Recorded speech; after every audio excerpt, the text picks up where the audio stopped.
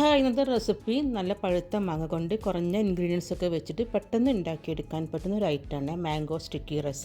ഇത് നമുക്ക് പുറത്ത് പോയൊക്കെ കഴിക്കണമെങ്കിൽ കുറേ കാശ് ചിലവാകും കേട്ടോ. പക്ഷേ ഇത് നമുക്ക് കുറഞ്ഞ ചിലവിൽ വീട്ടിൽ ഉണ്ടാക്കിയെടുക്കാവുന്നതേ ഉള്ളൂ കേട്ടോ. അപ്പോൾ എങ്ങനെയാണെന്ന് നോക്കാം. വീഡിയോ കണ്ടുകൊണ്ടിരിക്കുമ്പോൾ തന്നെ നിങ്ങൾക്ക് ഇഷ്ടമാവുകയാണെങ്കിൽ ഒന്ന് ലൈക്ക് ചെയ്ത് സപ്പോർട്ട് ചെയ്യണേ. അപ്പോൾ ഇതാ ഞാനൊരു അരക്കപ്പ് സ്റ്റിക്കി റൈസ് എടുത്തിട്ടുണ്ട്. ഇതിന് സ്റ്റിക്കി റൈസ് തന്നെ എടുക്കാൻ നോക്കണേ, എന്നാലും ആ ഒരു കറക്റ്റ് ടേസ്റ്റ് കിട്ടുള്ളൂ കേട്ടോ. ഈ സ്റ്റിക്കി റൈസ് ഒരുവിധം എല്ലാ സൂപ്പർ മാർക്കറ്റുകളും അവൈലബിൾ ആണ് കേട്ടോ. ഇനി ഒരു റൈസ് ഒരു 3-4 തവണ നന്നായിട്ടൊന്ന് കഴുകിയെടുക്കണേ. എന്നിട്ട് ഇതിലേക്ക് 2 കപ്പ് വെള്ളം ഒഴിച്ചിട്ട് 2 മണിക്കൂറൊന്ന് സോക്ക് ചെയ്ത് വെക്കണേ. ഈ റൈസ് ഒന്ന് വേവിച്ചെടുക്കട്ടോ. ഇത് തിളച്ച് കഴിഞ്ഞാൽ പിന്നെ ഒന്ന് ലോ ഫ്ലെയിമിലേക്ക് വെച്ച് കൊടുത്താൽ മതിയേ.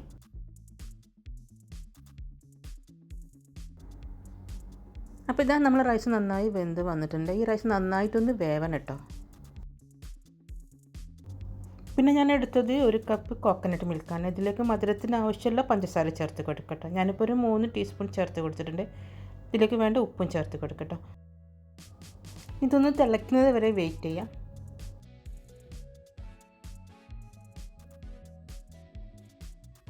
അപ്പോൾ ഇതാ തിളച്ച് വരുന്നുണ്ട്. ഇതിപ്പോൾ ഒന്ന് സ്റ്റൗ ഓഫ് ചെയ്യട്ടോ. എന്നിട്ട് നമ്മൾ വേവിച്ച് വെച്ച റൈസ് ഇതിലേക്ക് ഇട്ട് കൊടുക്കണം.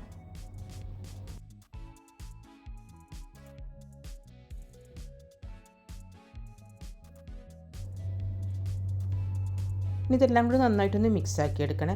ഇത് അരമണിക്കൂറൊന്ന് റെസ്റ്റ് ചെയ്യാൻ വേണ്ടി വെച്ച് കൊടുക്കട്ടെ. ആ കോക്കനട്ട് മിൽക്കൊക്കെ റൈസിൽ നന്നായിട്ടൊന്ന് പിടിച്ച് കിട്ടണം.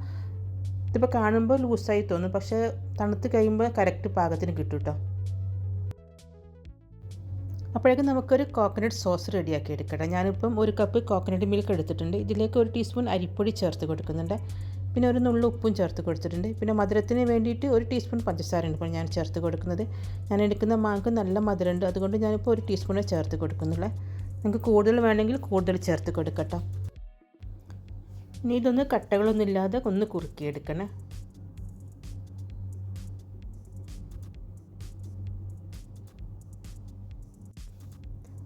അപ്പോൾ ഇതാ ഇത്രയും മതി ഇട്ടോ. ഇനിയിപ്പോൾ ഒരുപാടൊന്നും കട്ടിയിലൊന്നും വേണ്ട. ഇനിയിപ്പോൾ ഇതൊന്ന് മാറ്റി വെക്കണേ. പിന്നെ ഞാൻ എടുത്തത് 2 നല്ല പഴുത്ത മാങ്ങയാണ്. 2 പഴുത്ത മാങ്ങ തന്നെ എടുക്കാൻ നോക്കണേ. ഇത് ഇതേപോലെ ഇങ്ങനെ കട്ട് ചെയ്തെടുക്കട്ടോ. അപ്പോൾ ഇതാ നമ്മൾ വേവിച്ച് വെച്ച റൈസ് നല്ല കറക്റ്റ് പാകത്തിന് കിട്ടിയിട്ടുണ്ട്. ഇനിയിപ്പോൾ ഇതെല്ലാം കൂടി ഒന്ന് സെറ്റാക്കി എടുക്കണം എന്നുള്ളൂ കേട്ടോ. നിങ്ങൾക്ക് ഇഷ്ടമുള്ള രീതിയിൽ സെറ്റാക്കി എടുക്കട്ടെ. ഞാനിപ്പോൾ ഇതേപോലെ ഒരു ബൗളിലിട്ട് കൊടുക്കുകയാണ് ചെയ്യുന്നത്.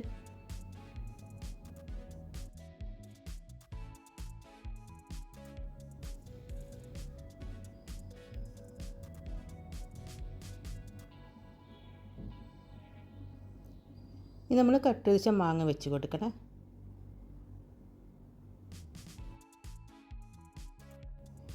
ഇതിന് മേലെ കുറച്ചൊരു കറുത്ത എള്ളാണ് ഞാൻ ഇട്ട് കൊടുക്കുന്നത്. നട്ട്സ് ഉണ്ടെങ്കിൽ നട്ട്സ് കട്ട് ചെയ്തിട്ട് കൊടുക്കട്ടോ.